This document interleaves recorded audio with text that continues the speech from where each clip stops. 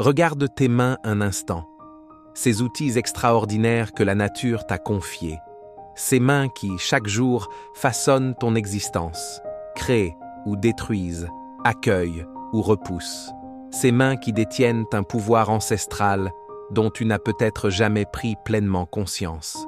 Aujourd'hui, je t'invite à un voyage initiatique au cœur d'une sagesse millénaire, une histoire venue des montagnes Song, où 3 jeunes moines découvriront que le secret de toute transformation personnelle se cache dans un geste aussi simple que profond.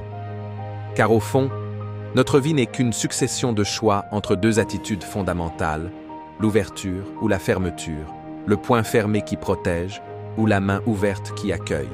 As-tu le courage de découvrir ce que tes mains révèlent de ta façon d'être au monde? Alors écoute attentivement ce récit.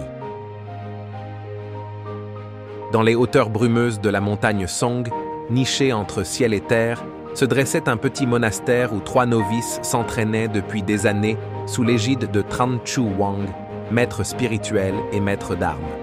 Ce temple représentait l'ultime carrefour entre force physique et sagesse intérieure. Chaque pierre, chaque poutre murmurait les secrets des anciens.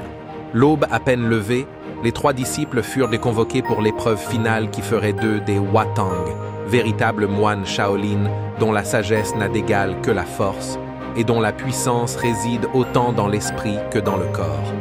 Quand Tran Chu Wang apparut sur le seuil du temple, il ne portait qu'un simple vêtement de drap, léger comme une feuille d'automne. « Ne soyez pas étonnés par ma tenue légère, jeunes aspirants, » dit-il. « La cuirasse ne me servirait à rien pour vous enseigner la plus grande vérité de l'art martial. Parfois, les plus grandes révélations arrivent sans armure, dans une apparente vulnérabilité, nous invitant à regarder au-delà des apparences. » Les disciples comprirent que les moments les plus authentiques de connexion humaine surgissent quand on ose se montrer sans armure, sans masque. Les 3 novices s'avancèrent en silence. Le maître éleva ses mains devant eux, la droite serrée en un poing fermé, dure comme la pierre, la gauche grande ouverte, paume exposée à la brise. Quelle main représente l'attitude d'un véritable moine Shaolin? Le premier répondit « La main droite, maître, car le poing symbolise la force et le combat. Ne sommes-nous pas avant tout des guerriers ?» Il incarnait l'état d'esprit qui voit la vie comme une série de batailles à gagner. Le deuxième déclara « C'est aussi la main droite, maître, car le poing figure un repli protecteur et concentre l'énergie du moine Shaolin. » Il confondait protection et isolement.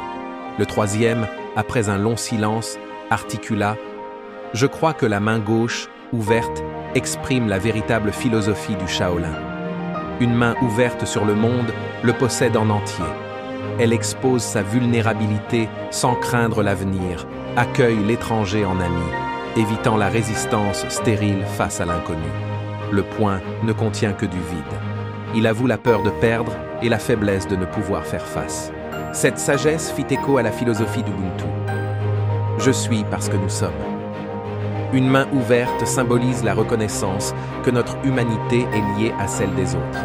Nous ne sommes pleinement nous-mêmes que dans l'ouverture et la connexion. Le maître sourit. Je ne vois qu'un seul véritable moine Shaolin, celui qui comprend que le combat ne dure que l'instant du geste, mais que l'état naturel du maître est l'ouverture. Qui reste constamment sur la défensive finira par devenir son propre ennemi. Cette leçon ancestrale résonne aujourd'hui. À chaque instant, nous choisissons entre la main ouverte et le poing fermé. Quand la peur te pousse à te refermer, tu t'isoles et t'affaiblis. La recherche en psychologie sociale confirme.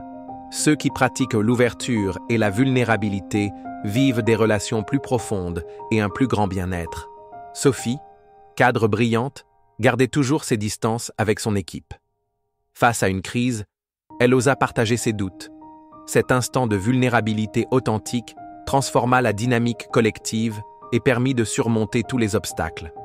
Moi-même, après un échec cuisant, mon poing fermé m'enfermait dans la peur. C'est en rouvrant ma main, en acceptant ma vulnérabilité, que ma vie a repris souffle. Au fond, nous sommes tous des êtres à la paume ouverte, câblés pour l'empathie et la connexion. Réfléchis au moment où tu peux choisir l'ouverture, au travail, en amour, face à l'inconnu. Tends la main, un visage ouvert, un cœur ouvert, attire le monde et engendre des échanges enrichissants.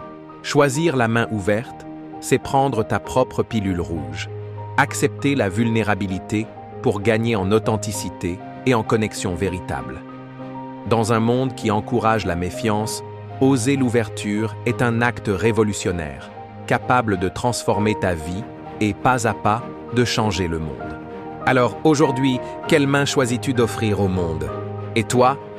En refermant ou en ouvrant ta main face aux défis de la vie, tu choisis aussi la posture de ton cœur et de ton esprit. La véritable force ne naît pas du repli sur soi, mais de l'élan généreux qui pousse à accueillir l'autre, à partager sans attendre, à construire ensemble. Plus tu oseras lever ta paume vers le monde, plus tu susciteras cette alchimie des âmes qui nourrit ta propre croissance et enrichit ta communauté. Si cette histoire t'a inspiré, partage-la avec une personne qui mérite de découvrir la puissance de la main ouverte. Dis-nous en commentaire, quand as-tu ressenti pour la dernière fois la force d'un geste d'accueil? Et surtout, abonne-toi à Human Connection Hub pour continuer ensemble ce voyage vers des connexions plus vraies, plus profondes, et faire de chaque interaction une opportunité d'épanouissement collectif.